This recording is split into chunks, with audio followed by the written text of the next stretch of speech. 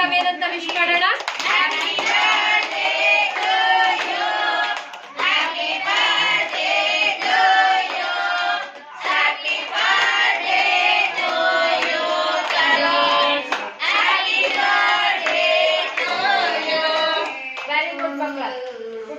ತರುಣ್ ಅವರ 2ನೇ ವರ್ಷದ ಹುಟ್ಟುಹಬ್ಬದ ಸಲುವಾಗಿ ಡಾಕ್ಟರ್ ಪ್ರವೀಣ್ ಸರ್ ಅವರು ಹಾಗೂ ಶ್ರೀಮತಿ ಮೊನಾಲಿಸಾ ಮೇಡಮ್ ಅವರು ಈ ದಿನದ ಸಾಯಂಕಾಲದ ಲಘು ಉಪಹಾರದ ವ್ಯವಸ್ಥೆಯನ್ನ ಮಾಡಿಕೊಟ್ಟಿರ್ತಾರೆ.